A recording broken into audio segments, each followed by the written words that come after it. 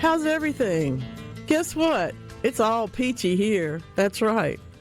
I've had peaches from 3 different places this week, and I have to tell you, they were all delicious. This is a great year for fresh peaches, y'all. But, of course, it's always a great day for great peaches because Mark Patrick's here. Good morning, Peaches. Good morning. How you doing? I'm good. Woo-wee. Yeah. I have to tell you, right. If people have been following you online, and they should, of course, they have been seeing some of the best, most dramatic pictures of container plantings. I don't know who in the world unleashed you, but you have just been everywhere doing these, and they're just beautiful. That, of course, is Southern Charm Garden Designs that y'all need to get in touch with and know a lot about. But the thing is, I don't have that eye. I can tell you which plants will live in there together. I can tell you which ones you're going to have to take out later because they're going to get too big or too wet or too something. But the way the design itself is really a particular skill, and I don't have that talent. I appreciate everything you do. Well, thank you. It just kind of it happens. Yeah, it's arty. It's very arty. It's very arty. Yeah, and you just kind of have to get in a zone. And sometimes it's like, don't talk to me. I'm thinking about this. That's right. I'm considering this. How much room is there in here for roots, and how much top is there, and how much this and that? You know, it's really fun. David in Oak Grove's already weighing in with us about peaches this morning. Peaches and cream. Sweet corn is ready to be picked in Simpson County this morning. Well, wow. Where am I? Why am I not there? Good morning, Lance. We can be some peaches today. It's you were. I played with you there. I was listening. I knew you had to do the reveal a few seconds later. Yeah, we had fun. The peaches. You're so nice. Oh no, but really, it's a. Appreciate I haven't had the peaches to eat yet. You're telling me that you've had plenty of good peaches. Yes, and they're delicious. May I just say the best ones that I have had thus far came from the market at Tupelo, and we're going to tell you more later on this morning because there's an event, a peachy event coming up there. We're going to talk about There's that. A couple of peachy events coming up. we're sort of on that track, and it doesn't have to be cobbler. It doesn't have to, it doesn't have to be pie. I'm just into the peach. Oh, I just like a basic peach. Yeah. And if it runs down my arm, all That's the better. Even better. You know that's true. Oh, my goodness. He's right, though. And guess what else? David and McGee has got these magnificent, I do love a sugar snap pea, but I got to tell you, these corns are so perfect that they look like peas sitting in this bowl. They're just that beautiful. You know how you have that nice slick skin sometimes? Right. Well, in this case, the shucks are just really pretty, and you'll get to see that. Now we're getting to see some of Peach's containers coming up on SuperTalk.tv. We're laughing, too, because this is way too much for just David. I need his corn. We need to take that away. We need corn. I love everything about corn except having to shuck and prepare it. Oh, see, and I enjoy that. I like that sound. Well, that's that difference between you and I. I love that sound. You like to look at it. I like to tear it up. It does nothing for me. I want to tear it up. Absolutely and nothing. By the way, if you're not putting some of those inner corn silks in the water when you're boiling, you're missing a trick. You can also grill them with just that inner skin on them, that inner shuck on them, and that makes a nice container for the corn. Anyway, it's a whole thing. I love that. There they are. They're so pretty. I love my goodness. That whole, how do you shuck your corn? Yeah, that's right. How do you get the tassels out? Well, there's a couple of different ways, but one is patience. And, of course, if you're not being driven absolutely insane at moments, it doesn't require patience. That's possibly why I don't really have much for that. Well, if you look, this is terribly deep and metaphysical, but if you spoke to the spirit that brought me here, if you talked to God and said, why is she being born? The answer would be to learn patience. To learn patience, yeah. And I'm in line right behind you. So I'm in line right behind you. This is really interesting. Those are beautiful. Gorgeous, gorgeous, gorgeous. I don't know the answer to that particular thing. The potatoes are, we did that one already last week. But yes, indeed, this is true. There's mushrooms growing in the containers. There's mushrooms growing out of the trees. We had so much water in May that there are things blooming that have never bloomed before. There's more blueberries on my ancient bushes than there have ever been. And no, I could not have watered them this much and gotten them to make these blueberries. This is something that literally has to come from the sky. Exactly. And I wish same I is true could, of these mushrooms. No, wait. I wish I would have written down the day, the time, and the moment when we were about to have that last freeze. And I spoke to you and you said, I'm worried about my blueberries. I was. And now they're magnificent. Yeah. Well, we have syrup. I made pie this week. I eat them by the handful anyway. My teeth are going to turn blue pretty soon. But there's so many things to do with them. My very favorite, and which I'm probably going to only get around to one batch, is blueberry muffins made with fresh blueberries. But it only takes like a cup for 12 muffins. I mean, I can't eat that many muffins. I know, right? So, anyway, just something to do in the season. Something to do in the season. Talking about, looking at that one, that's so pretty. Just gorgeous. Peach tree sets a lot of fruit, but they only get to be about the size of a quarter. What's wrong? Oh, my. There are many things. First of all, how old is the tree? If it's less than 6 years old, you're doing great. Okay. But on the other hand, if it's 12 years old and it's never made fruit bigger than a quarter, the chances are really good that you're not pruning and fertilizing and watering and perhaps even spraying, because they do get pests. So I need to know a little bit more about the tree to answer that properly. But if they're not getting bigger than a quarter and you're doing everything else, I can't tell you. But if it's about a 6 or 7 year old tree, that's not a surprise. And in fact, when trees get older, the fruit will get smaller simply because there's too many of them for the tree to support. And that's when we get into that thinning thing, when they get to be about the size of, your thumb. But I don't know. I mean, fertilizer can do it. Lack of pruning can do it. Too much water, too little water, all those things can reduce fruit size. But with peaches, I tend to lean towards the pest angle because there's so many. You can set your clock. You can by the peach pests. So I would say, for the case of this particular texter, it's 5 years old. Okay, well then you're doing good to have any at all. All right, but what you may want to do is check out msucares.com and just look up peach growing so you understand about the pests that you're going to encounter if you haven't already. And also because the way peaches grow is not how we grow them for production. We tend to make them into an open vase. So the pruning is real important so that all the sunlight gets into the center of the plant and can make those fruits get bigger.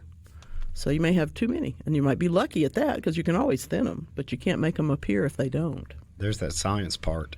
Oh, gosh. And the average home gardener, they don't spend, I feel like they maybe don't spend enough time researching the fruit trees. Well, and who can you vegetables. Believe, though? Well, this is true. I mean, that's the thing. I've had so many people say to me, I read all these books, and every one of them says something different. Well, that's why you call me, because at least I'm not going to tell you something, and you're not either, that we haven't put our hands on. Right. And unfortunately, even though, some of those folks are my colleagues, some people will write about things they don't know that much about, and it becomes lore instead of actual horticulture. So, yeah, exactly. It does. You're exactly right. Well, yeah. I mean, for more information, see the grits machines that are supposed to get rid of fire ants. Not going to work. That's so funny because I just happened to have an article here about how illegal it is to put gasoline on fire ants, and it doesn't work. First of all, it's illegal. Second of all, it really doesn't work. And that is from our friends at MSU Cares. See, we appreciate them. Yeah, we do. The thing about, oh gosh, let's not get into fire ants. That's too hard. Fire ants are so tough because they're just a year like this, all the ones that were hiding underground that you don't know about have now popped up and made mounds everywhere they can get through the surface of the soil. And every one of them has found my ankles. Oh no! Yes, I hate that. Dancing around in the garden, that's why you always keep a leaf blower handy. Oh well, and that's true. Blow them away. You blow them into the next week, or at least the next yard or somewhere. About the mushrooms in the containers, there's not a good answer for me to tell you why they're only in this one container. Probably staying wetter, but it may be the only one that happened to have any of the spores in it. Yeah. So I'm going to say pull them out, put a little lime in there because that'll suppress their return. And it's not going to hurt the cannas to do that. So that's what we're going to do about that. It's time to book your sweet corn purchases, my friends. Uh-oh. Yeah, I know about these folks. You know about these folks, Lance. This is 45 South toward West Point in the Egypt community. Ooh. You ever had that? No. Oh, it's amazing. It's amazing.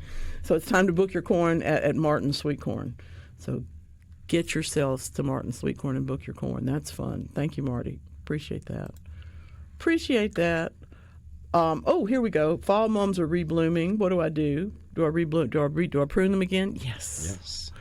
Now, this brings us to the day length question. Every day only has 24 hours, okay?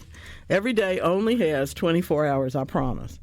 But yes, there are short sunlight days and long sunlight days. We just take the sunlight out and call them short day plants and long day plants.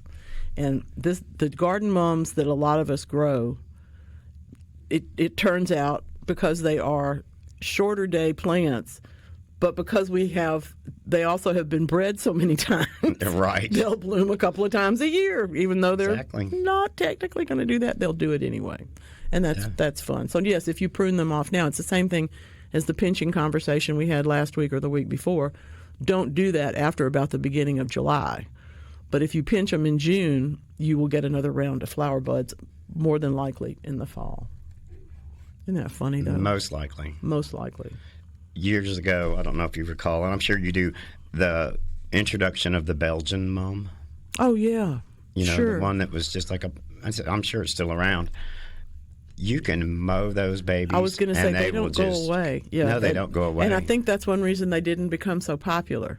I know, right? Because you couldn't sell a new round every year. You couldn't, if you produced them, somebody already had them. They're like, no. It's like the same thing as Formosa lilies that are the big tall ones with the white trumpets.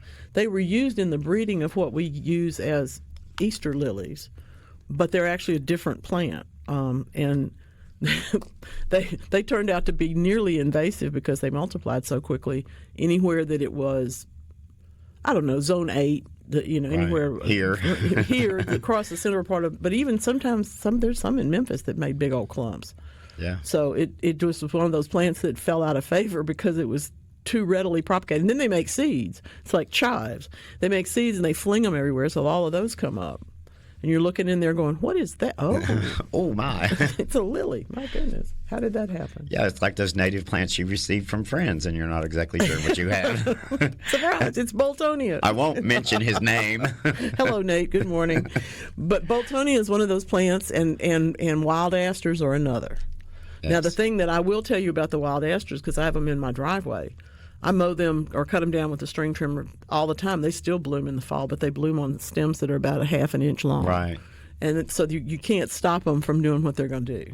It's like when the wonderful people that, bush hog the medians and the sides of the road, and the helenium blooms at 2 inches tall. Exactly. It's amazing. It's pretty. Yeah, it is. You wish it would do that sometimes, but you couldn't make it if you wanted to do that at all. Let's see, where is this? Blake is in the Delta. My tomato, okra, and jalapeno garden's doing well, but I have one tomato plant that's not. Any idea what's going on with it? Blight. Should I remove it from the garden? It's been like this for about 4 days. I think you've got blight on this particular one because the lower leaves are yellow, but it's not a nutrient kind because there's also yellow moving up the stem.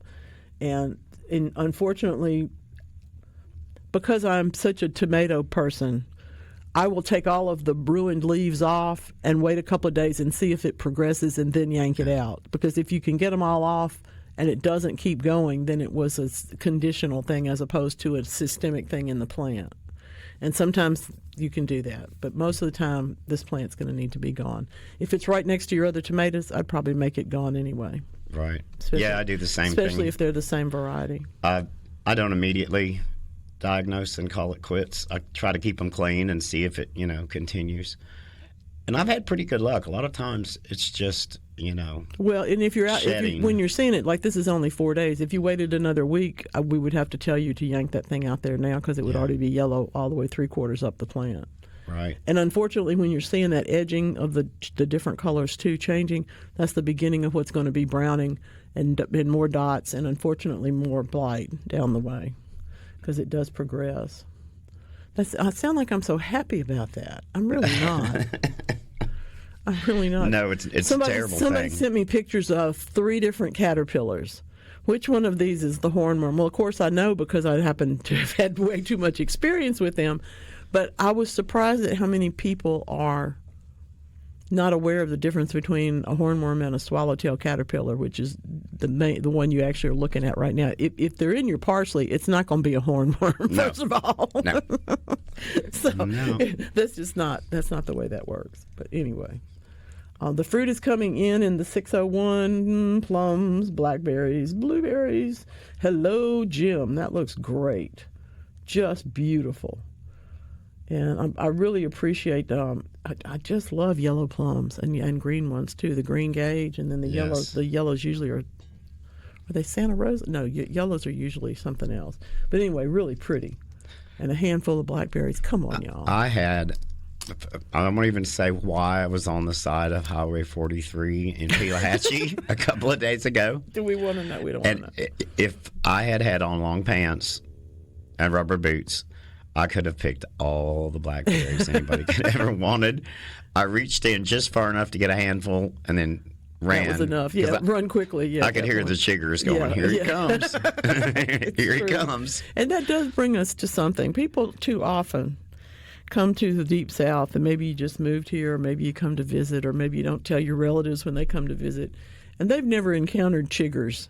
Oh. And chiggers are really nasty. They are. Chiggers are an insect that will go home with you, and you won't even realize that they're attached to you. But it's not ticks; it's a different thing. It's a different thing altogether. Not fun. I could hear them rustling in the leaves. See? Yeah. I didn't want blackberries that bad. Well, and it is true. You do need waiters a lot of the time. Yes. So, Toodles the tortoise. This is really Toodles. adorable. Yeah, this is Paula from Dentville. She's bringing us this one today. So adorable. Good morning, Paula. How do? That rose is making a round too, making the round. Listen at you. Thank you, Lance. Welcome in. This is the Garden Mama Show. Peaches Patrick is here with me today, and I am happy to tell you that we are promoting with T-shirts and all sorts of smiles and happiness the Fondren Bottle Tree Garden Tour this morning. And if you don't know about it, go to fondrengardentour.com and check it out. We're gonna show you some photos from a garden or two. And by the way, right now you're getting to see some of my tomatoes. I got to tell you that tomato, the Rebel Starfighter from Baker Creek, is delicious. But every tomato looks different. It's really weird. I'm not sure I don't know. I didn't do anything any different, and it's not uncommon. But another thing that's going on right now is a frog world. We've got lots and lots of frogs. We've got a brand new picture. This guy came by last night. They're attached to the columns. Yesterday, my friend in North Carolina sent a photo of the tiniest tree frog, had to have just been born down inside one of her cannas. It was just really pretty. It's like, how'd you get here?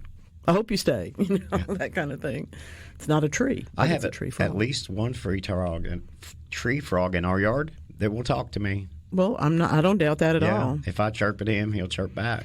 The toad that lives in my back garden under the blueberries came out the other morning. I think the toad's 100 years old. I don't really know this, but I believe it's the same one. And just carrying on, croaking and jumping and then going and hiding again and then coming back. It's like, well, okay. But I didn't see any hazards. I didn't see any threats. So I just kept picking blueberries. Yeah. Tried to give him something. No, that doesn't work. Anyway. Welcome into the Garden Mama Show, where we try very hard to answer your questions, to talk about plants, to talk about other fun things that are going on, and frankly, to keep up with this green world that we live in, because there's a lot going on in all of our gardens. And this particular time of year, I think there's probably more to do than we can even think about. There it goes. Let me make sure I told you the right website. Yes, fondrengardentour.com. That's right. I got it. Okay. Anyway, there are too many different choices about today. We've always got the national today this or today that. Well, guess what, friends? everybody gets to win this one. Today is chocolate ice cream day. Absolutely. We're going to be having a taste testing, and we will tell you how it goes. I won't, but I'll be judging everybody else. How can you go wrong with chocolate ice cream day? Right? Well, I mean, that's been my world forever, but it's just not something that I do too much anymore. But it's one that I miss in that world. For me, chocolate anything is probably better than not. The saddest thing you can say to me is, "Oh, I got you some nice dark chocolate and forgot to bring it to you." It's like, oh. Ow. It's like, "Oh, I have a handful of new beautiful flower bulbs for you, but they're not here." Right. Well, then don't tell me. Keep it to yourself. It'd be better if I just didn't know that particular thing. Anyway, I was real surprised. There's a pollinator sale going on at Crosby Arboretum this week, I think. What are they doing down there? Those pictures looked great. Yeah, and it looks like they have a ton of merchandise. Long list. It was yesterday and today, if you're near Crosby Arboretum, you have from 10 a.m. to noon to go down, and they've got a huge list. That's wonderful. That's wonderful. Well, researchers from the Acoustical Society of America are suggesting that indeed pollinating sounds are part of what attract our pollinators. And they're proposing that we should add sounds to our garden. Where did my go? It just fell on the floor. Are we talking to Andrew now? Is that what? Yeah, I was. Yeah. Hey, Andrew. He is ready to go now. I didn't realize you would put him. I can't see, so I didn't. I've got a bunch of little things going on. I didn't know anything. Well, let me introduce you to our guest then. Andrew Hitchcock is here. His garden will be on the Bottle Tree Garden Tour in Fondren on June the 14th. And, you know, we like fancy gardens around here, but we really like homegrown raised bed gardens, and Andrew's is spectacular. Good morning, Andrew Hitchcock. Thank you for joining us on the Garden Mama Show. Thank you so much for having me. Tell me a little bit about what got you into all this. We've got beautiful pictures coming up on SuperTalk.tv, and you grow everything I like. So how did we bring you into this world? You know? How did this happen? Yeah. Well, when I was a kid, we had a little garden in the backyard, and always liked doing that with my family. And then when I was in high school, my uncle had a plot near us where we grew up in Germantown, and he let us come, and we would, grow tomatoes and corn and stuff like that. And then, anyway, when my wife and I got married, we moved to Fondren, and we had a little garden at our old house. And we moved a few years ago, and I always wanted a garden here, but I didn't have a really good spot for it. And then we had to get a tree taken down that was leaning over my neighbor's house. This is the Fondren story, my friends. Yeah, right? There's so many big don't even get me started on trees. Yeah. We have a few things to say. We had to get this tree taken down, and it had this big area, and I thought, oh my gosh, this would be perfect. This is what I need. I feel like I need to have a garden again. And so I started doing a lot of research and figuring out planning and what kind of garden I wanted to have, and one thing led to another, and it started with a fence because we wanted to keep our dog in the yard, and then I built another fence, and all of a sudden I had an enclosure, and one thing led to another. And people don't listen to me when I say that, but it is so true. You really do need a fence. Yeah, start with a fence. Yes. Yeah, I don't know what's worse is animals or neighbors' kids coming over and taking stuff. Well, and at least if the neighbor is going to drive the motorcycle through your fence, as happened to me once, they're going to be slowed down by it. Yeah, the damage won't be as great. That has not happened. Well, tell me what you grow, because it's a beautiful sight, y'all. Some of the and the other thing Andrew does that, of course, I'm crazy for, some of the beds are deeper than others. So if you want to grow carrots, you're not trying to grow them in 6 inches of bad soil. You've got really serious construction. How did you decide on all of that? Well, first I tried to grow. I kind of did it two ways. I grew the stuff that I liked and thought I would eat, and then I tried to grow stuff that was worth growing, because a lot of stuff you can grow, but you look at it at the grocery store and you're like, oh man, I just spent X dollars growing potatoes when I could have bought a bag of them for $4, and then so you kind of got to figure that out. And then at first I grew stuff that I thought would be really pretty, but I had found a Well, just because there's a vegetable that's pretty and has a pretty flower, I don't necessarily eat it, or like I'm the only one in my whole family that eats it, so it doesn't make sense to grow it. So it's kind of evolved over the past few years into what I really like to eat and what my family likes to eat. I taught myself how to grow Brussels sprouts before they were popular, and I still like mine better. But that's many, many years when I've just said, they're going to be in the grocery store now. I don't have to do that one. And I'm really the only one that likes them. So, Brussels sprouts are on that list of things that were like, this is not worth it. If you only got one person to eat them, it ends up being the thing where you walk down the street and the neighbors cross the street because they know you're going to try and give them Brussels sprouts. Or hot peppers or something, something or another. Well, tell me about the construction of your beds. I can see that they're built from wood. You've got structures in place that you can cover things. Do you do that for cold or for shade or sun, or how does all that work in your beds? Yeah, so I'll go over the construction. So first I did the beds are made out of 2x10s that are stacked on top of each other. So you're creating beds that are approximately 20 inches tall. And they're 10 feet long by 4 feet wide, so you're about 40 square feet per bed. I did something called hugel culture, which is when instead of just making a box and then filling it with soil or whatever, you fill it up full. You put a layer of cardboard down, and that'll keep the tree roots and plants, weeds from growing up. And then you do. I did logs and sticks out of my yard, and then leaf litter, yard litter, and then I put down compost, which I used the Mama Hutto's mix, which I swear by. It is the best stuff ever. So that's it as far as bed construction goes.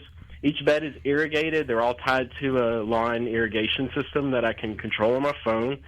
And then as far as the structures you're talking about, I have some netting that I use. It's mostly to keep birds out of my strawberries. It's exclusionary. And then as far as shade goes, I just tried to be really careful about what I planted, where I planted. I've found that kale does really well in that area in my yard because it gets dappled shade. But then I have other areas in the bed that get lots of sun. So I've kind of figured out, all right, this is where the tomatoes have to go, and this is where my, brassicas go here. And, I think that your ability to just take kind of those trial and error. Your ability to take those situations and really take a look at them is what's going to make people have such a great visit when they come to see you on June the 14th at the Bottle Tree Garden Tour in Fondren. The reason that I think you're on the tour is because you do like to talk about your garden.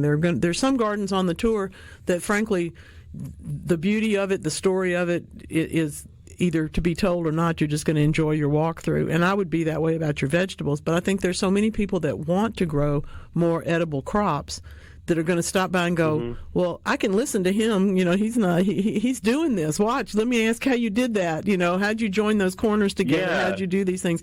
And that's really, I think, one of the great benefits of this particular garden tour. I wish more people would ask questions because I love to share, and there's so much I've learned and want to, save people trouble. Yeah, really. I just love to share that information. That I always say I like to make different mistakes. We're all going to make mistakes, but I want to make new ones. Yeah, I don't want to make the ones I can learn about from you. And Andrew, this is Peaches. What I appreciate is that you have figured out the logistics of, is this worth growing? Is it not worth growing? Very sophisticated. Because a lot of people don't realize, they'll plant 15 jalapeno pepper plants and they only need one. Yeah. Is it cost effective? Yeah, I've had those years.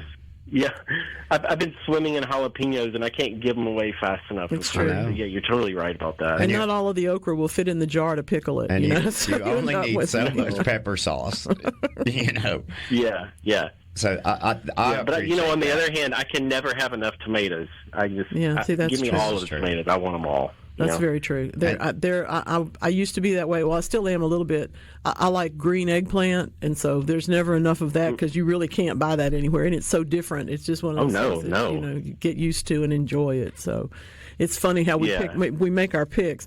I know one person who was fascinated and enjoyed very much the curly kale.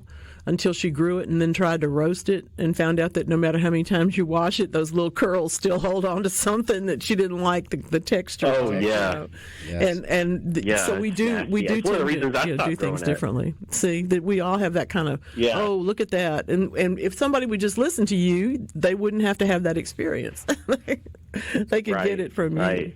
Tell me about the tour. I know that it's going to be Saturday, the June 14th, and I don't even remember the time and stuff, although it's at fondrengardentour.com. But it's basically the middle of the day and the early afternoon is going to be the best time to see this particular garden. And, of course, there's so many. I mean, this is a big, big event. I look forward to there being lots of people wandering around in Fondren going, where's this garden? You know, that's always fun. Mm-hmm. I know that you're not that far away from me, so I'll be over there at some point to check you out. That this year I've peeked in before, but this year I think you've got more going on than previous years. That's kind of cool. Yeah, I like to add every year. You know, it gets a little bit bigger, love a little that. more refined.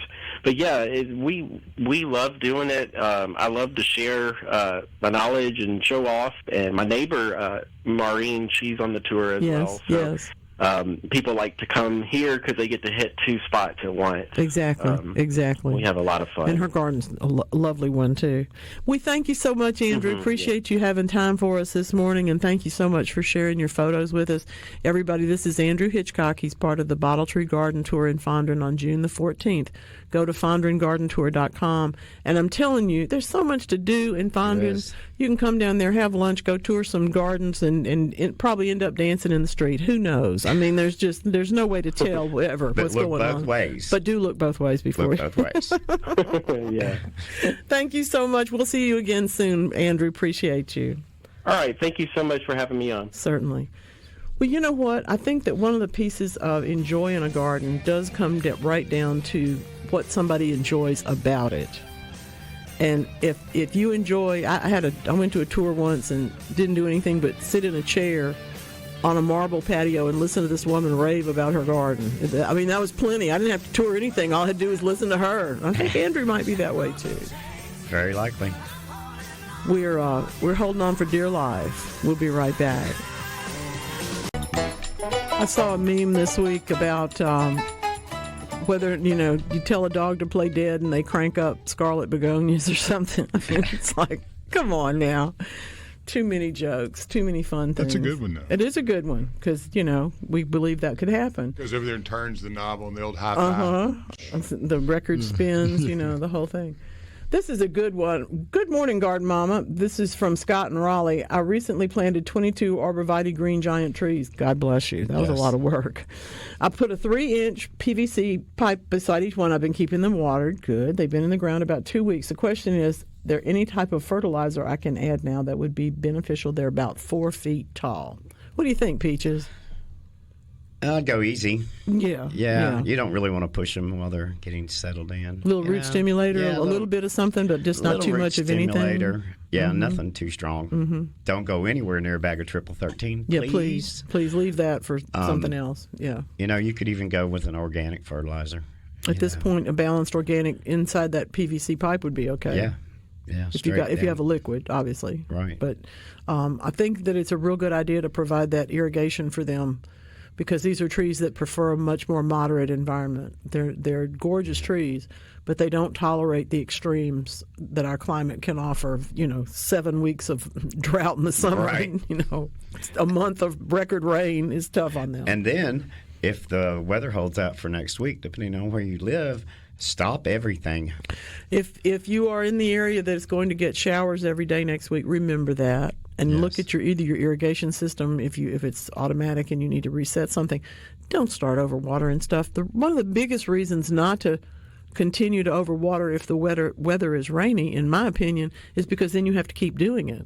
Right. Or the plants get used to whatever you provide for them. Certainly you have to provide a certain level of water or they're going to die. But if you're providing, shall we say, egregious amounts and, the rain's coming in too, well, some things just aren't going to make it. But some other things are going to get growing and get very tender and get used to it. And then when it dries up, they'll have a more difficult problem. It's a lot like buying your dog or spoiling your dog with a certain food. you can't ever cut back. Yeah. There's bankruptcy. Once you start that habit, and overwatering. You got a point there. Thing. Yes. Paula from Denville says that any amount of hot peppers are okay because her dad always made homemade hot sauce, and she loves it and she makes it. So y'all, I told her just be careful what you wish for, but she says, oh no, there's never too many. So y'all let me know if you got too many. Yeah. We're going to load up all the peppers and I'm taking them to Dentville. Beautiful nest. That's lovely. Really pretty. That is pretty. That's pretty this morning. So good. Brian has beautiful things from Tupelo. They were so sweet. It was great to see them. Gorgeous geranium. And what I'm going to guess is a banana pepper as opposed to a Hungarian hot wax, but it's so hard to tell the difference. I could just eat it right off of that. I know, right there. Just pop it right off. Yeah. Fried green tomatoes, anybody? We got that going. Come on, that's wonderful. Fun. How can I get more female blossoms on squash plants? That's a problem. Because you can't. You can't make it happen. Oftentimes, the first flush of flowers will be one sex or the other, or there'll be one female and all the rest males, or there'll be one male and the rest females. It's hard to predict. Tends to be more males at the beginning. But if you've only got a couple of female plants, you're just going to have to go till the next blooms come along, and you'll probably get more. I don't think there's a fertility measure that helps with that. I think it's just the nature of the plant and the nature of the conditions. There's some oysters out there, like oyster shells. I'm you here want to encourage them? You want to encourage them? Okay. It's been a great year for peaches, but I have a feeling the squash world is going to give them a run for their money. I think so. I think there'll be, in about a minute, there'll be so much squash that it won't matter if yours make or not. But I do think that we hear this every year, and it's generally speaking the first flush of blooms that are the problem. Yeah. If this is like the third flush, then maybe your plants are wearing out because squash doesn't make that many crops. They'll put on 2 or 3 rounds of squash, but then the plant's worn out by that time usually. So I don't know if that could be a possibility here. I'm just going to drag a lawn chair back by my squash plants and just pick every 30 minutes. It's going to be crazy. If we could just take more females over to Randy's house in Starkville, that would be fun. Sorry, we can't do that. But anyway, that's good stuff, though. Y'all are so smart. Y'all ask the best questions. We're going to talk a little bit about a few things in the next hour coming up today, and I hope that some of these will be of interest to y'all. I'm absolutely up to my ears in cannas, and I just can't seem to stop talking and thinking about them. So we're going to talk a little bit about that. It's like, is there a favorite? Well, there is if it's blooming today. I mean, tomorrow it's going to be something else, though. When that really dark green leaf with the tiny red edge around it just even starts to put up a flower, it becomes my favorite one. But if I had to have only one favorite, it would be the species. It'd be Canna indica that just makes that little kind of flag of a flower. It's not real fancy, but it's the darkest, brightest red. Just beautiful, beautiful flower. And the leaves are perfect. Unbelievable. Yeah. Yes, they are. We're going to talk about what makes the leaves less than perfect next hour. Less than perfect. Yeah. Talk about tiger lilies, too, where we have, it's that time of year, and that's another one that's not easy to get rid of once you get it, but it sure is a wonderful plant to have. I'm telling you what, Andrea's bulbs are blooming again. That's beautiful. Randy says, yes, it was the first burst of blooms on the squash that put up more males than females. Generally, it's just that's what's going to happen. Not always. Sometimes you get all the way to July and people go, well, I never had but 2 female flowers on these 10 squash plants. I don't know the answer when that happens. I really don't. Those are Chinese squash plants. Don't do this. Nah, I'm messing. Don't. You're on a short leash today, dude. I have things to do. I can't get fired now. Come on. He did not see my post about him, and I had to behave today because you were here. Apparently he did. He missed that one. Yeah. He's careful. It's all these blueberries and blackberries and corn and all this. Come on, man! We're all feeling better. Mind. We're all feeling better. I'll eat these flowers. You've never gotten a text in your life where somebody said, "How many blueberries do you need to make syrup?" It's like, hey, a big it's like reaching into sunflower seeds. Exactly. If you don't eat all of those, you'll be in better shape. Mm-hmm. You'll have plenty, but I can bring you more. That's for sure. They're beautiful too. Oh, Pam, I'm so jealous. This is beautiful. Pam's growing watermelons and cantaloupes on top of black plastic. We all know that this is a great idea until it's not. She is, until it gets so hot that but hopefully by then they've made their business, and then you got compost going on underneath that stuff. So that's okay too. But I love this. She's talking about the scrap materials that she built them out of, and then layered the fill with cardboard, with logs and limbs and leaf stuff, leaf mold and whatnot. Some woodsy dirt and some cow manure and some soil from Lowe's busted bag area. I like a woman after economy. I'm with you. Right? I'm there all day long. And the garden's beautiful. The garden is just beautiful. But that is something that is so helpful, particularly somewhere like Sardis. Somewhere if you're just trying to push things a little bit, you want things to get there a little bit quicker, and this will warm the soil up. By the middle of July, you're going to find that it's real hot under there, and that's not necessarily a bad thing, because you may be trying to grow broccoli and things, but you do have to be a little careful about it. That's just beautiful, though. I love it. Wonderful, wonderful, wonderful. Oh, yeah. You've been busy, sir. Y'all stick around. We got some more gardening to do today, and some more talking, maybe even a little bit more laughing. See you right after the news here on the Garden Mama Show. I love it when y'all send me the name of something, something by description without the name of it, and my brain can't get there. I don't know what it is I'm looking for. So if you just sent me a question about your magnificently beautiful squash plants in containers, be kind enough to send me a picture of the pest problem that we're looking at, because I don't know what that is. It's described as a cornmeal type fungus, insect, or blight on the stalk. I don't know what that is, but if I can see a picture, I might be able to figure it out. So thank you for that. Welcome to the Garden Mama Show. That's what we do here. If we don't know the answer, we say, I don't know. Send me another picture. Mark Peaches Patrick is here today. We are talking about plants we like and a few that we don't. Talking about chiggers, which we definitely don't like.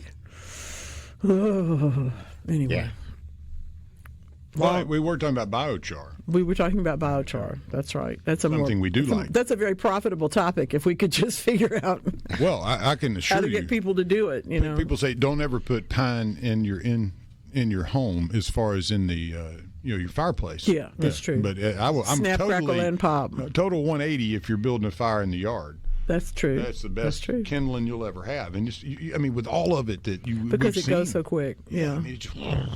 And there's so many trees that have been devastated, and we are not doing anything with the tree. Fortunately, the powers that be are taking the trees down because they have to be taken down. They're going to fall on cars or fall on houses or fall on structures or anything. Or people.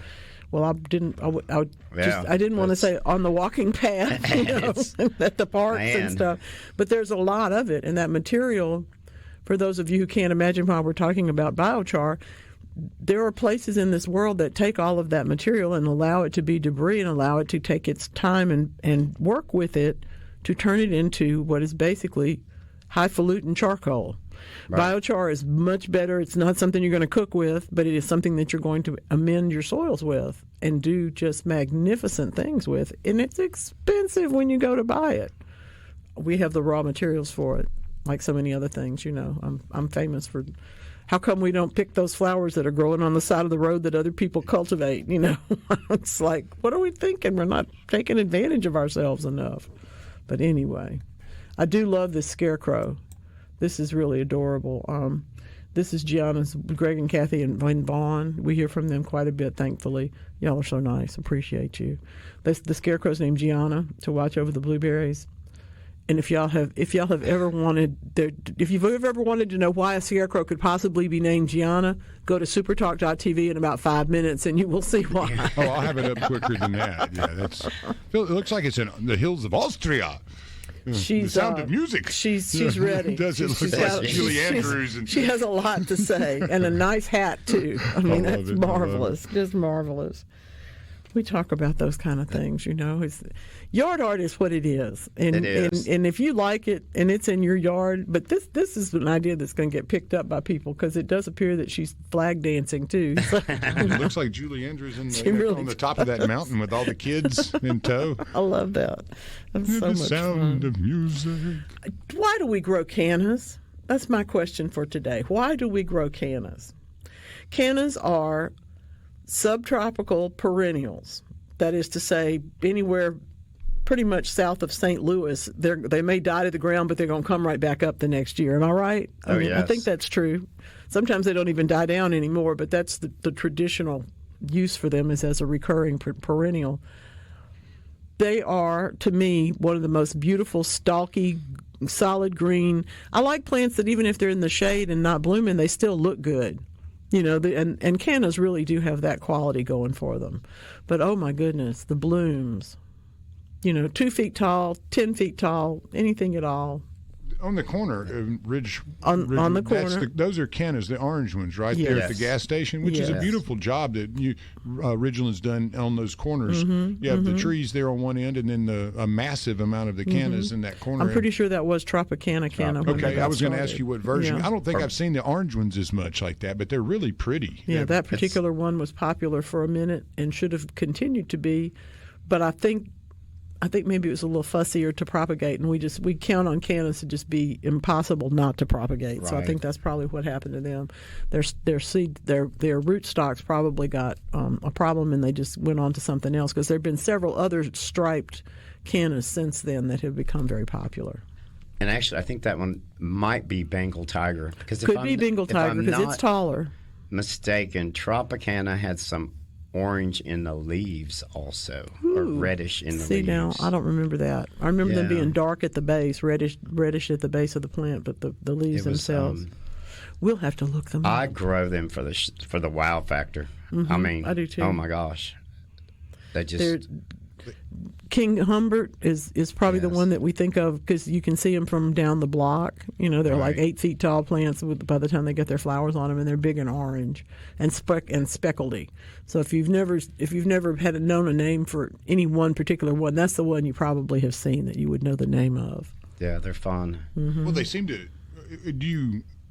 Do they move fast as far as when it comes to them multiplying season to season? Yeah, some do. Or do you have to just plant a ton of them? No, some of them multiply really fast. Because the ones up here, I don't remember them last year or the year before being quite as well. But see, you're seeing there because that planting has been there for a number of years. Yeah. You're seeing the result of record amounts of rainfall in May.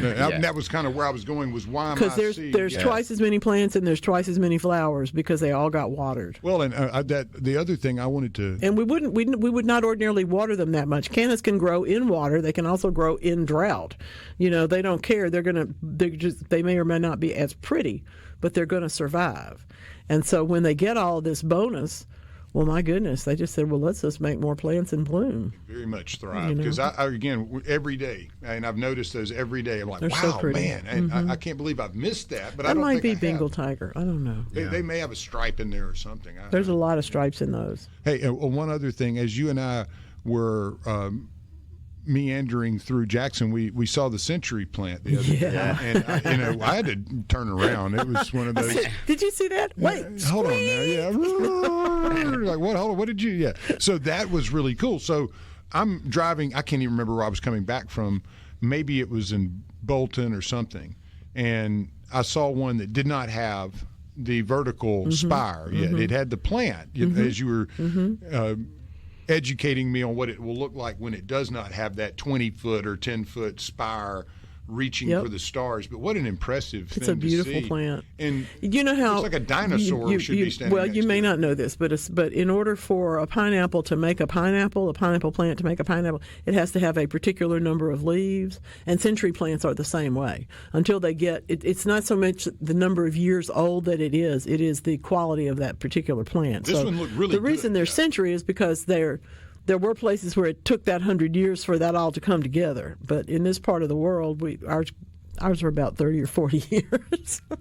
The size of this one without the spire looked like it was similar to the one that had it. So the size of a car. Yeah, it was huge. And I was like, wow, this may be, you're looking at maybe next year or so before this Could be. And Garden Mama and I stumbled across probably that same one. Is the one he's talking about? I think we did. And might have broken a couple of traffic laws to stop and get photos. Just momentarily. I'm like, we're not lawbreakers. I'm going to park in the middle of the street. Just for a moment, not for long. Just for a moment.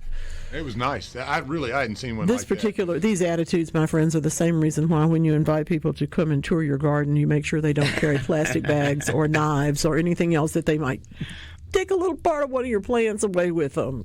You know they do it. That's hilarious. Beautiful cannas this morning, coming to us from New Orleans. Yep, those are so pretty. I love that. That I love a multicolor canna flower. I got to tell you, there's just something about that is just ridiculous, and they're beautiful. Oh, lovely, lovely, really, really pretty daylilies and things. Back in my day of propagation in the wholesale nursery, we grew seed cannas, and Lance, you might enjoy this. The seed cannas tend to be a smaller variety, and they don't multiply as quickly until they are many, many years old. That's true. The seed is about the size of an English pea. Okay. Wow. They look like you could use them in a slingshot. Yeah. You could use them in a slingshot.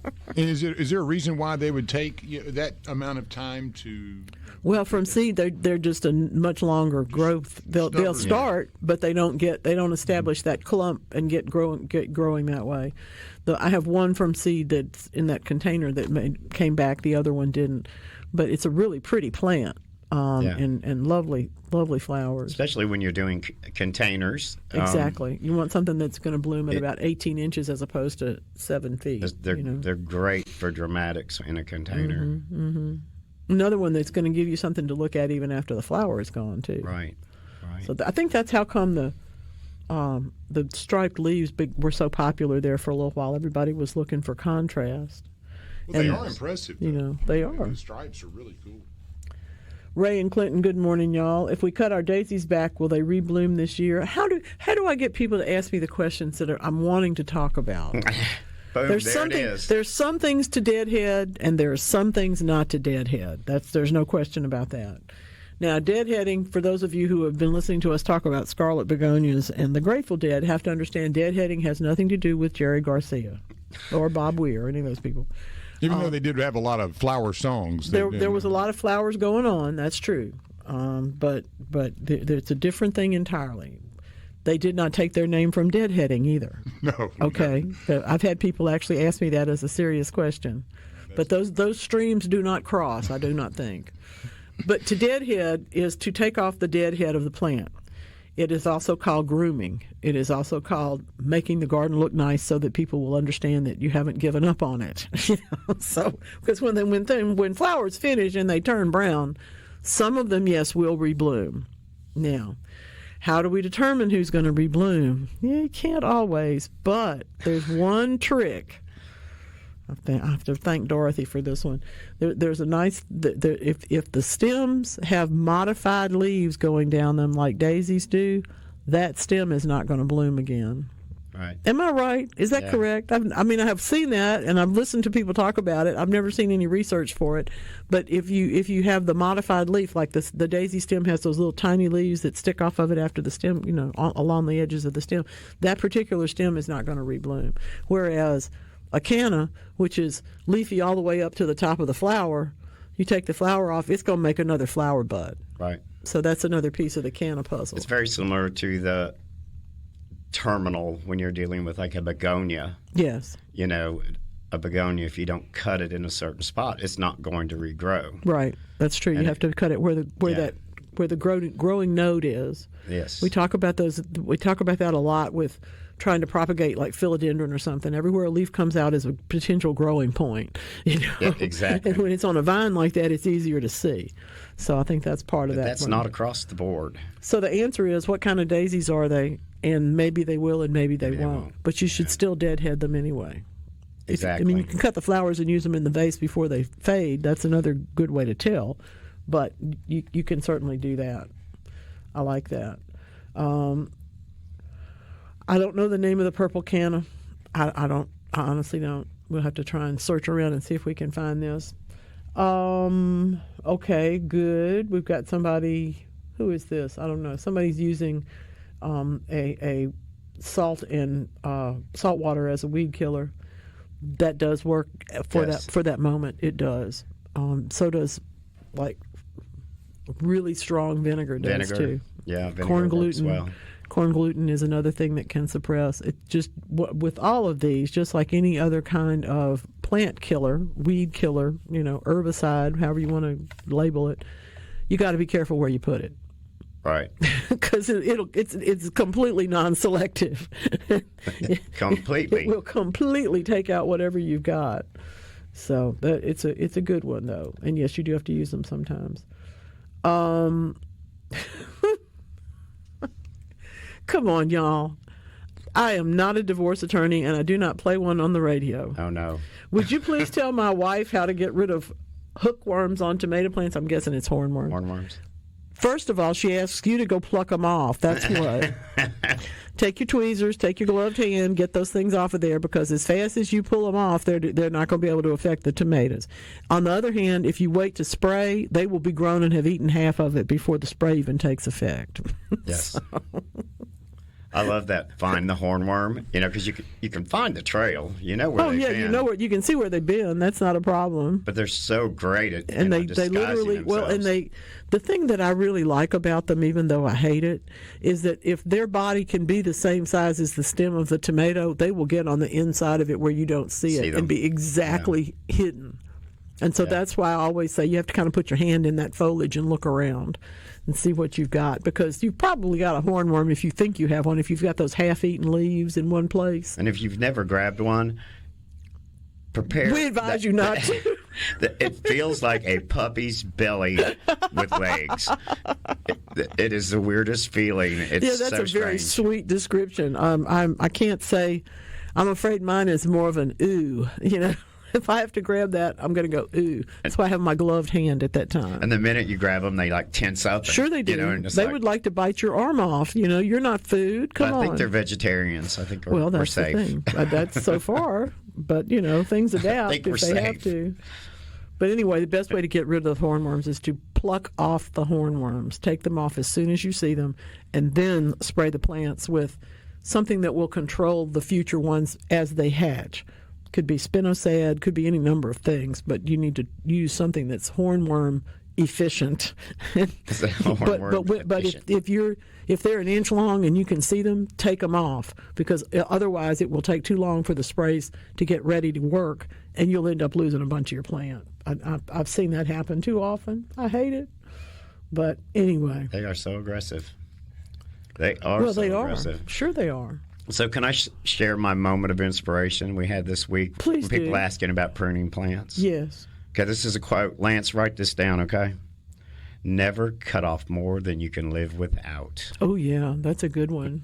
It's like investing, yeah. Yes, that's right. That's right. Well, we were discussing, pruning and how it used to be you could say, you need to prune this then, you need to prune this then, you need to prune this then. Now with seasonal changes, it's all different. And regrowth is different. Everything has shifted, and not by a predictable amount either. So we're going to talk about these azaleas turning yellow, and appreciate you telling Mama all about it. We'll be right back. See, we just can't get out of this particular thing today. Genre. It's wonderful. Well, hey, the wind is nice. That's why I wanted to. Right. Oh, God, there's such a nice little breeze outside today. Very pleasant. It is so perfect. If you aren't out yet, get out while you can. Take the radio with you. I think we may get some rain coming. Take the app with you. From the weather I looked at, it looks like we may get some rain this week. So enjoy. You understand that although I don't believe that I control anything, I've come far, far beyond thinking that I have any control at all. But I do recognize that I have lots of things to do outdoors this week, and so it's probably going to rain a lot.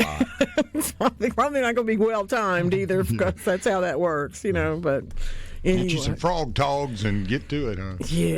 Yeah, I guess so. I'll be needing those waders. I am going to have to play the Dewey Balfa and Robert Jardel.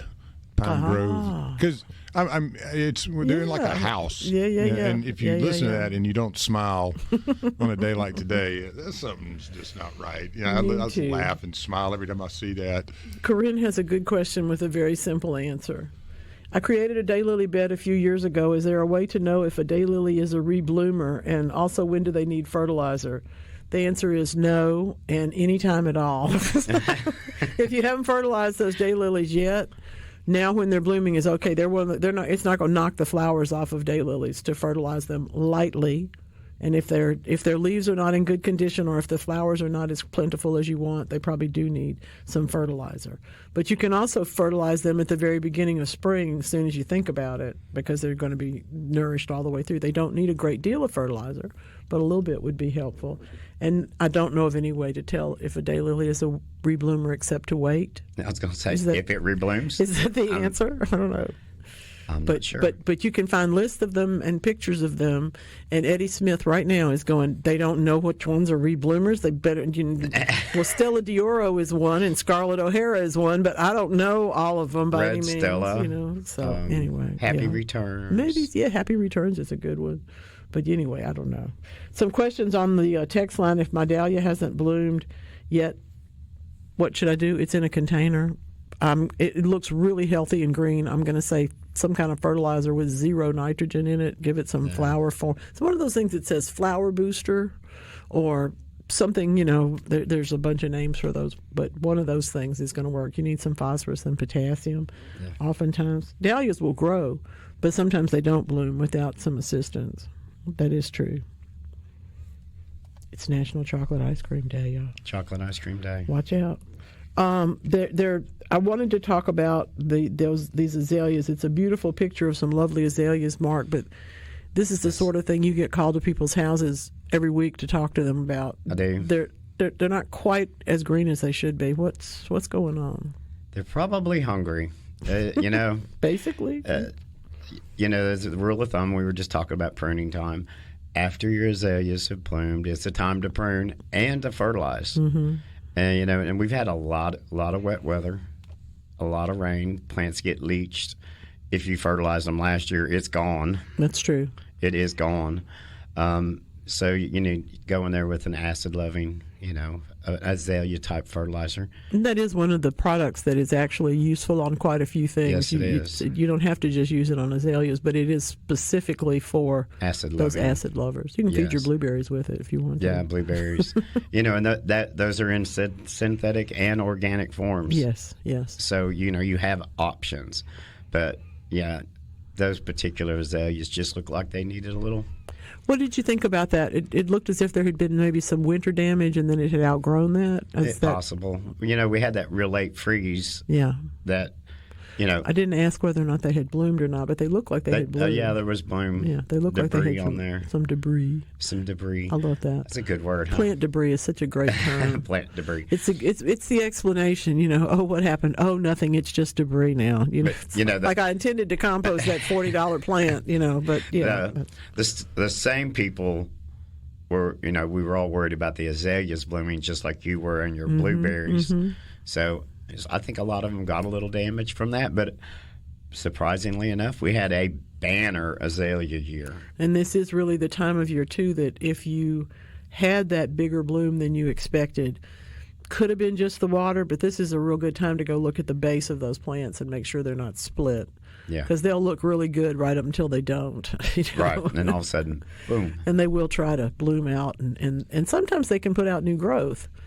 But not always. It's just a matter of opinion. When you go to prune your azaleas, let's avoid circles and squares. You don't want geometric forms. No, you don't want geometric forms. No, I am not a fan of. I will give you this one though. If you're going to do it, do the whole thing. Right. Don't just shear off the bottom. Yeah. Or just shear off the top, because then you end up with the crepe myrtles we've seen this week, and also some spireas I just saw on the way into work today that are only blooming on their sides because somebody cut the top off too late. And you can do the same thing in reverse. You have to do the whole plant or not. That's just. Folks, that's how much of a contradiction I am. The people that know me well are going to be like, you don't like squared off azaleas? Oddly enough, that is one. Well, yeah, you're not as much into natural form as I am. I have you have many more right angles in your garden than I do. And that's part of that. I mean, it's a more formal attitude about things. Yeah, and a lot of times I have that, but when it comes to an azalea... But it's lovely. It's nice to have the contrast. I love that shape and that free flow. Looser form.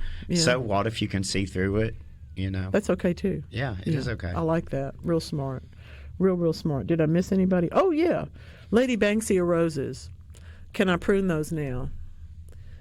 You have just found yourself to the world of once blooming climbing roses. There's so few things that are so specific and different, but they are. Once blooming climbing roses should only be pruned right after they bloom. Yeah, and take off how all much that you can live with. That's right. Don't take off more you can't live with, but yeah, take it down so it can stay on your trellis. Yeah, because if you go a couple of years and fail to cut it back adequately, the third year you're going to be getting a cherry picker to get up and cut the top out of it, and you won't have as many flowers either. You won't. So, but the Lady Banksia is one of those roses. If you hate roses and you hate thorns, this is the rose for you.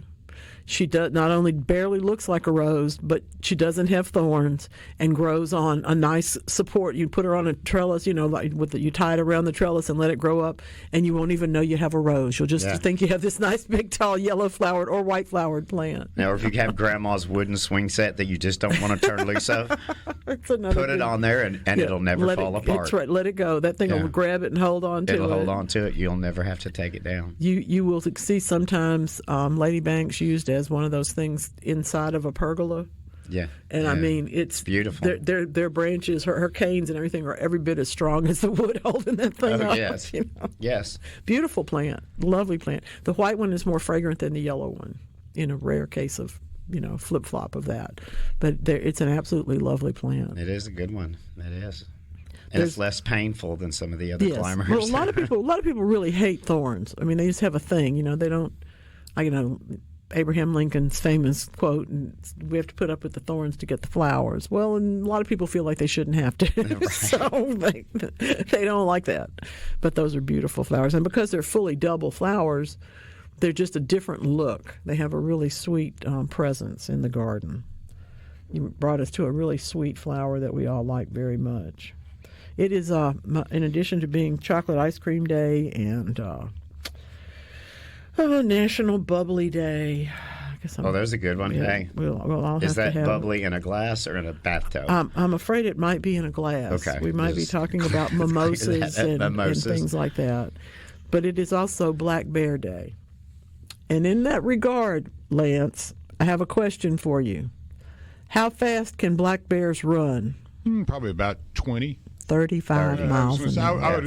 I read something the other day that said at top speed, a black bear was at like 30. And I was like, man, that sounds like a bear that can haul. I've seen a couple of those things are big. Dude. My favorite part about black bears is that they're not all black. There's champagne-colored ones and there's brown, but they are, in fact, Ursus americanus. They're the American American black bear. That's why they're so indigenous here. They're smaller, they're more agile, they're faster than a lot of our other bears. And they also can swim.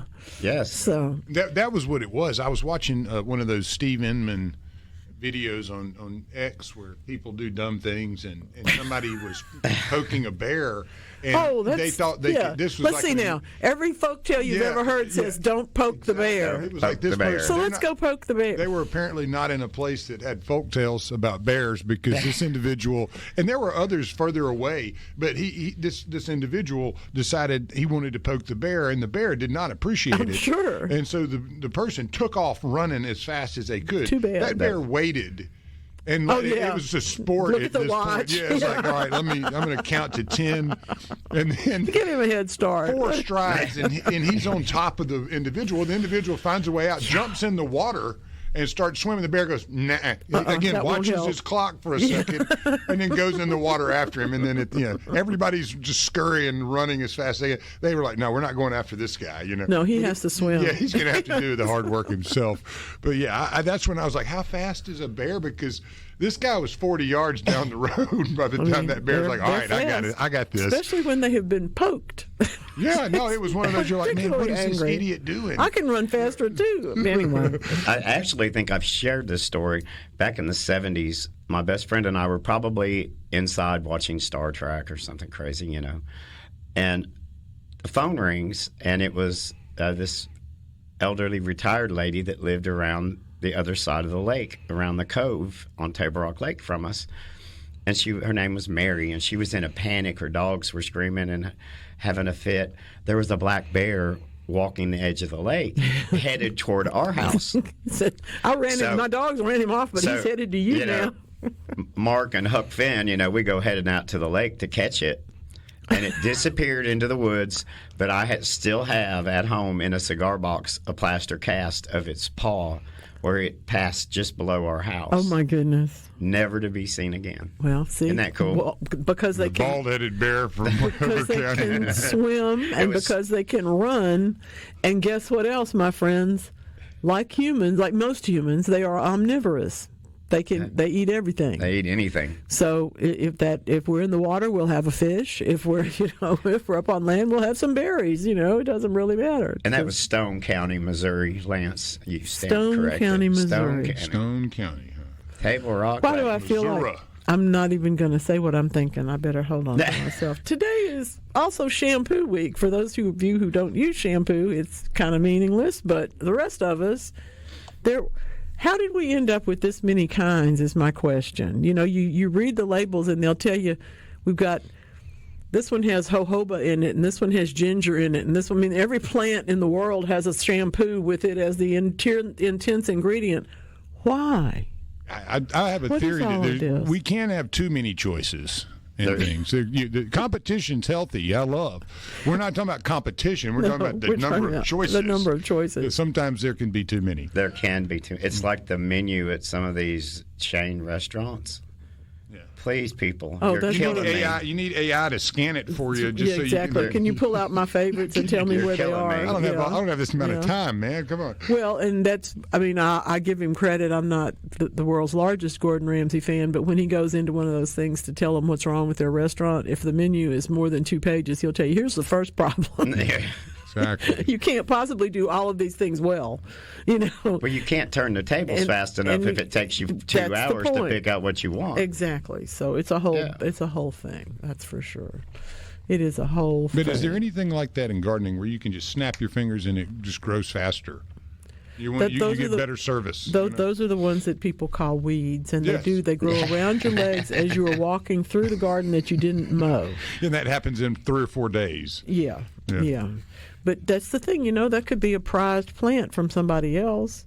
A lot of people don't like broom sedge, but if you've ever seen baskets woven from it, it's a magnificent natural resource. But on the other hand, I don't want it up next to my house, It's a mess. Just funny, the things that we like and that we don't like, the ones that we use. Another little piece about the cannas that we didn't approach, and if we don't, we'll have somebody telling me all about it, is the whole business about canna leaf rollers. Oh, yeah. You have canna leaf rollers, don't you, Mark? Occasionally, yes. Yeah, it is a battle. Do you treat ahead of time? I do. Yeah, see. I do preventative constantly. I don't. Not constantly, but... I do this at the end of the season when I cut them down. I'll dust that area after I get the material out of the way, so there's nowhere for them to nest. Doesn't always work. I need to teach a schnauzer how to eat them. We can work on that. Yeah. Right now, Lance is playing love songs, so I guess that we should probably step away and let these various and sundry sponsors keep us on the air for a little bit longer. We'll be right back. You know what? It's a mighty big compliment when somebody who wrote a song says you own it. And that is the case with the tune you were just hearing. It's called Tumbling Dice, written by Keith Richards of the Rolling Stones. He said, Miss Linda Ronstadt, you own that song. And she did. I saw her perform it in public once, and it was astounding. I love me some Linda Ronstadt. The Aaron Neville album. Yeah, now come on. Oh, man, you on a romance thing this morning. Oh, my goodness. Oh, my. I can't even. It's a beautiful day in the neighborhood.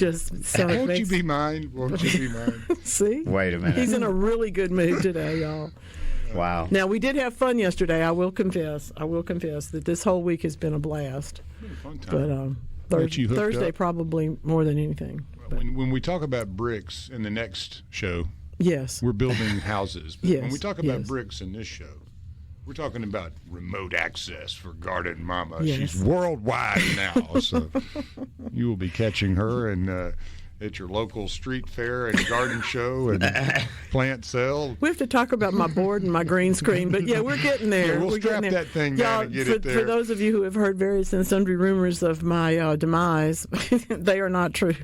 But yes, I am downsizing a house that's too big for one old person to live in, and a garden that's too big for two old people or even four. It's a real change in time, and a lot of people don't get to decide to do this.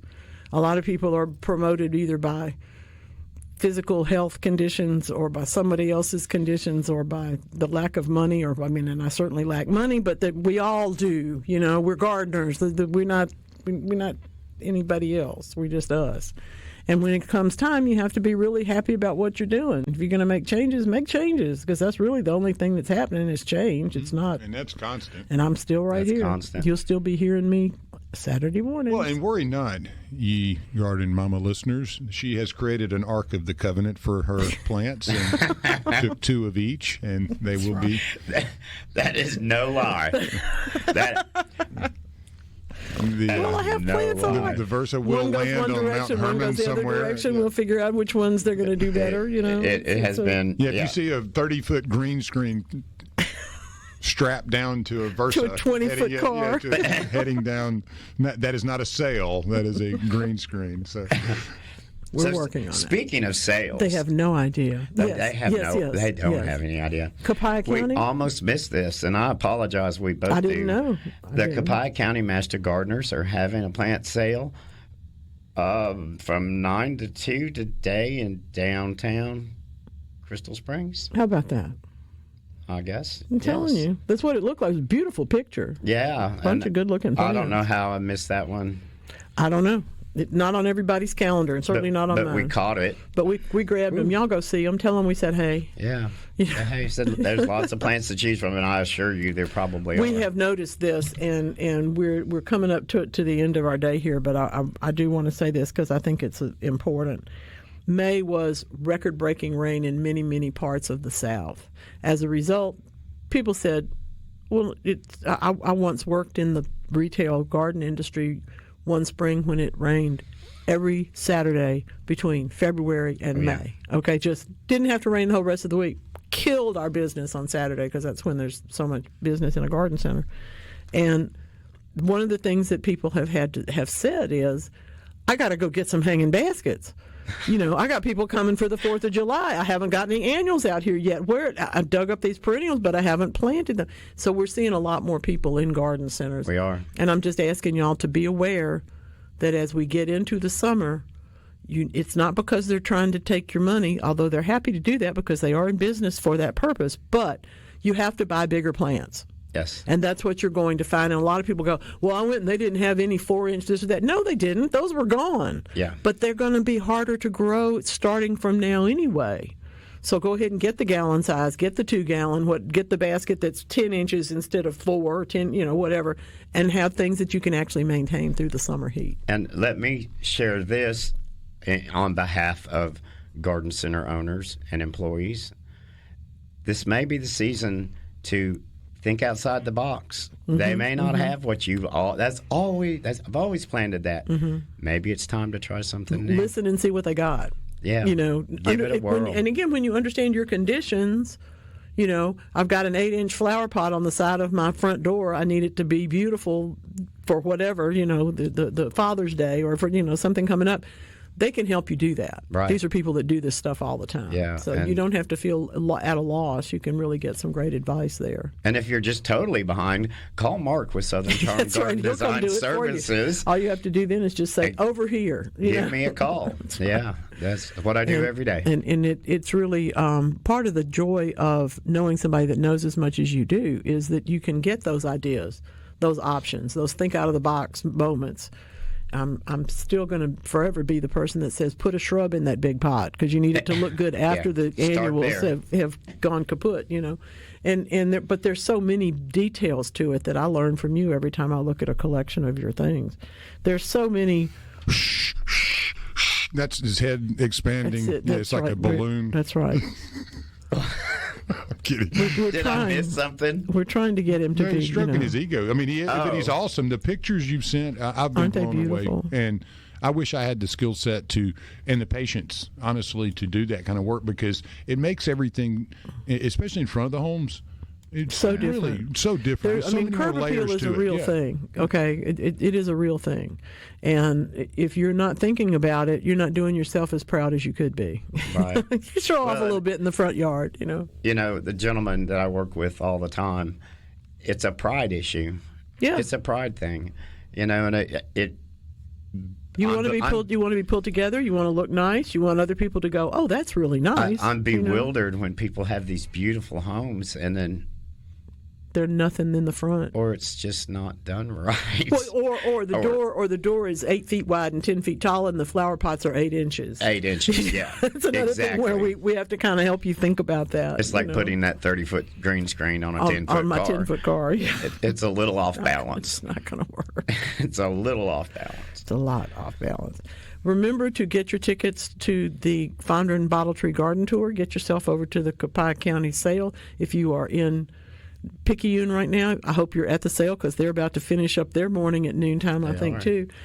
There's just a whole lot to go do. The Pickle Fest. Oh my goodness! How could we forget the Pickle Fest? Well, I'm telling you, if you're the winner of the pickleball contest, we want to talk to you. So. I mean, I guarantee you they'll have the Kool-Aid pickles there at a Pickle Fest too. All things pickles. Mm-hmm. I ought to go put my cactus costume, since everybody thinks it looks like a pickle, and go to the Fighting Fest. It does kind of. Yeah, that's true. That's true. Now, but do we have a recipe for the quick pickle? Do we prefer salty or sugary? You have to have kind of vinegar and some of all of that. I like the sweet gherkin. I'll eat a whole thing of those. See? Crush those little minis. Right. Yeah. I'm a dill girl myself. I'm a dill girl. Yeah. Dill boy, excuse me.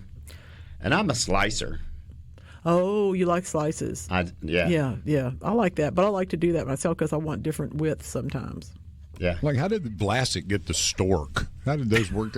How did that happen? I don't even know. That's one that always got me, but hey, I'll take it. There may be an underlying meaning, and we don't know what it is. Yeah, we just don't know what it is.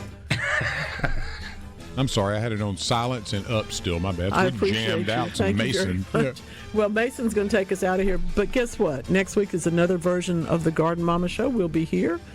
Looking forward to that. Thank you, Mark. You're welcome. Thank you, Lance. Thank you, Andrew Hitchcock. Y'all all have a great week.